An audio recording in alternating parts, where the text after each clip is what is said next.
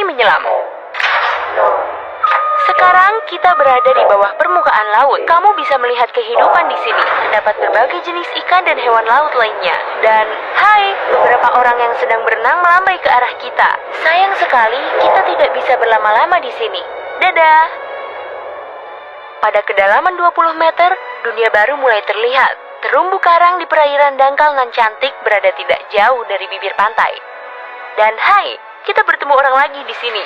Mereka adalah para penyelam. Tekanan air membuat para penyelam harus menggunakan perlengkapan khusus. Pada kedalaman 40 meter, kita harus berpamitan pada para penyelam yang sedang menikmati keindahan bawah laut. Ini adalah kedalaman maksimum yang diperbolehkan bagi mereka. Hati-hati teman-teman, kedalaman 60 meter. Dan ini dia paus orca pertama. Paus-paus ini hidup di perairan yang relatif dangkal. Habitat paus jenis orca ini dapat ditemui hampir di semua laut dan samudera di dunia. Pada kedalaman 70 meter, kita dapat menemukan hiu paus. Spesies ikan terbesar dengan berat mencapai 60 ton. Dan jenis hiu ini memiliki umur yang cukup panjang. Menurutku begitu. Tapi siapa sangka hiu paus dapat hidup hingga 130 tahun. Coba lihat keluar. Jika kamu menemukan seorang penyelam, berarti dia benar-benar profesional. Dan jika kamu beruntung, kamu juga akan mendapati gurita Pasifik raksasa. Pada kedalaman 150 meter, hanya 1% cahaya dari permukaan yang dapat mencapai kedalaman ini. Hei, lihat! Pada kedalaman 200 meter, terdapat ikan or raksasa mengelilingi kapal selam yang kita tumpangi. Ini yang sering orang lihat sebagai penampakan ular laut. Ikan ini memang seperti ular. Terkadang ikan or berenang ke permukaan. Ini membuat para pelaut dan perenang ketakutan.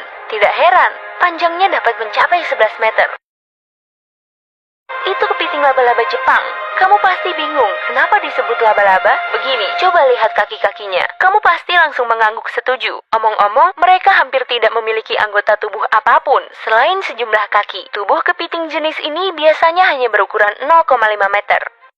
Dan pada kedalaman 500 meter, kamu akan melihat paus biru terakhir yang kita temui. Tidak, ini bukan satu-satunya paus biru. Maksudku, ini adalah kedalaman maksimum yang dapat mereka lalui. Paus-paus ini tidak harus menyelam sedalam itu untuk mencari makanan yang biasanya berada di perairan dangkal. Namun, mereka masih bisa menyelam hingga kedalaman tersebut. Mungkin hanya untuk menunjukkan betapa hebatnya mereka. Lagi pula, paus biru adalah makhluk terbesar yang pernah hidup di bumi, baik di laut maupun di darat.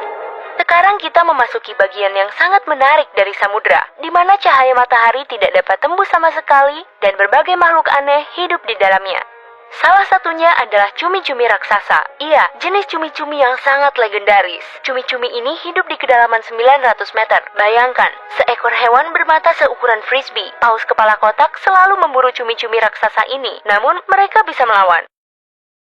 Zona tengah malam. Tekanan di sini sangat besar. Saking besarnya, jika kamu berada di sini tanpa kapal selam, kamu akan remuk hanya dalam 2 detik. Selain itu, kamu tidak bisa melihat apapun. Bukan ide yang bagus. Omong-omong, pada kedalaman 1100 meter, terdapat West Mada, salah satu gunung api terdalam di dunia. Erupsi terakhir West Mada terjadi pada tahun 2009, dan peristiwa ini berhasil didokumentasikan oleh kapal selam tanpa awak. Ke bawah lagi, kita dapat menyaksikan hiu putih raksasa yang sangat ganas. Predator terganas ini merasa nyaman berada di kedalaman tersebut. Penglihatan hiu putih agak buruk. Mereka bergerak mengandalkan penciuman. Jadi mereka tidak memerlukan cahaya matahari untuk mencari mangsa. Selain itu, penyu belimbing, penyu terbesar di dunia ini, menyelam pada kedalaman tersebut. Lihat jaring-jaring raksasa itu? Itu berarti kita sekarang berada di kedalaman 1500 meter, di mana metode menjaring semuanya digunakan. Jaring-jaring tersebut akan diseret sepanjang dasar laut dan menangkap apapun yang bisa ditangkap.